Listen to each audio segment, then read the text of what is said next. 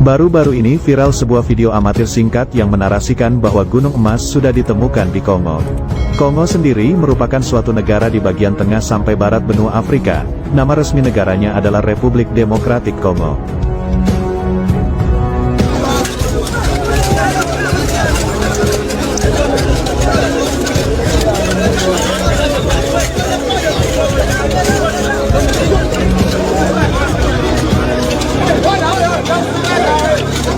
Kaum muslimin, di sini juga kita menyaksikan apa dikatakan oleh Rasulullah Sallallahu Alaihi Wasallam, Ofrat mengering di negeri Irak.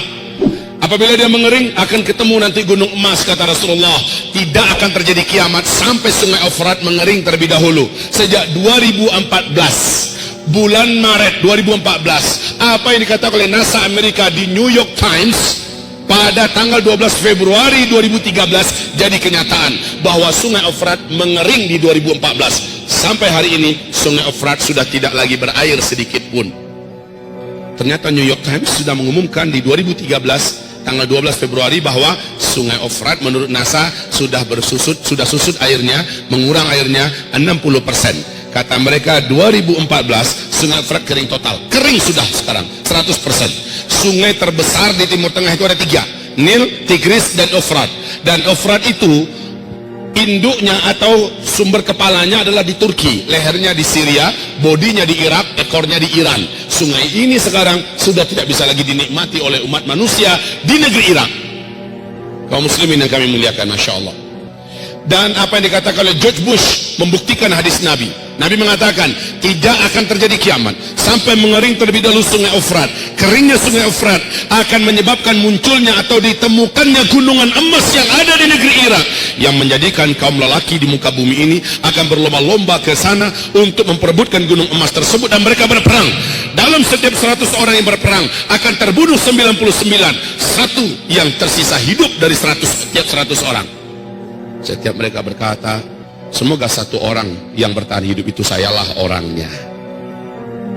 Di hadis yang lain, Nabi mengisyaratkan ketidaksukaannya kalau umatnya ikut berperang di sana demi memperebutkan gunung emas tersebut. Ibadah Allah yang kami muliakan, sungai Ofrat sudah kering. Dan ini tidak bisa ditutup-tutupi. Juga tidak bisa direkayasa keringnya sungai Ofrat. Dan George Bush, masih ingat George Bush? Masih? Siapa makhluk ini, Pak? Presiden Amerika Serikat sebelum diganti oleh Barack Obama berpidato dengan penuh semangat di depan gedung putihnya dan berkata, satelit kita telah menangkap potensi emas yang sangat besar di negeri Irak. Amerika Serikat selaku polisi dunia akan memastikan emas tersebut aman dari tangan-tangan para penjahat-penjahat yang tidak bertanggung jawab. Setahu kita yang penjahat itu siapa? Kaum muslimin, subhanallah, hadis Nabi sudah jadi kenyataan. Kalau nggak sekarang, zamannya kapan lagi? Saya bertanya, kalau nggak sekarang, zamannya kapan pernah sungai Ofrat kering total seperti sekarang? Dan sudah berapa tahun? Sejak 2014 loh. Sudah berapa tahun? Kalau keringnya cuma sebulan 2 bulan, bisa jadi dia mengalir lagi. Nah ini sampai sekarang kering.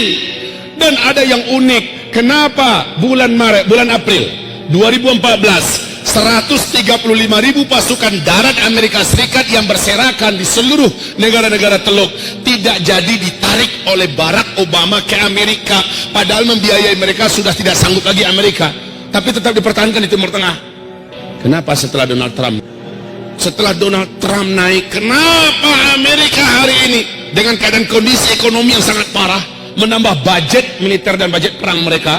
Ya, dan ini menjadikan mereka negara yang terparah lilitan utangnya. Nah, kaum muslimin, kenapa di zaman Donald Trump memperbanyak memasukkan tentara hari ini ke Irak? Ditambah lagi dari 5.000, 10.000, 20.000 terus ditambah. Bapak tahu rahasianya? Benar kata Rasulullah, ketika sungai Ofrat mengering akan ditemukan gunung emas. Laki-laki yang ada di muka bumi dari berbagai negara berdatangan membawa senjata-senjata mereka ke sana. Perang besar akan terjadi memperebutkan gunung emas itu. Sedangkan Freeport kita saja, emas Freeport kita saja sudah akan menjadikan dua negara besar ini, Amerika dan China, siap saling pesta perang, dan itu di tanah air kita.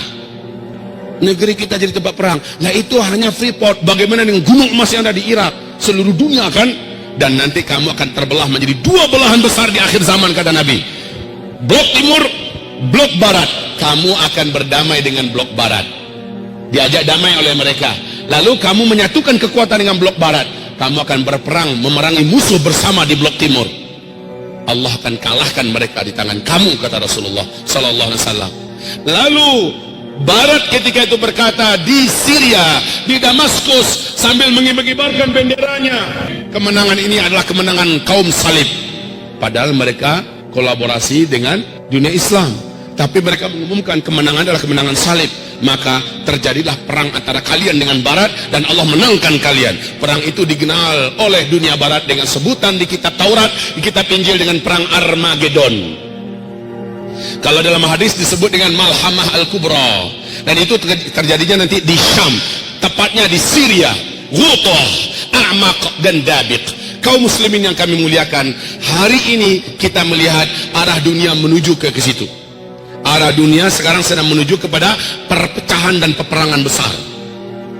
Ada nggak masuk ke bapak masing-masing, ke ibu-ibu di Androidnya, tentang pidato terakhir Donald Trump yang akan melakukan kunjungan perdamaian, kunjungan damai ke Arab Saudi, ke negeri Arab lainnya. Mereka adalah sekutu kami di dunia timur. Kita akan membuatkan kekuatan kita menjadi kembali nyata, bla bla bla bla. Inilah kunjungan terindah yang pernah ada sepanjang sejarah Amerika, kata Donald Trump. Ada dengar nggak?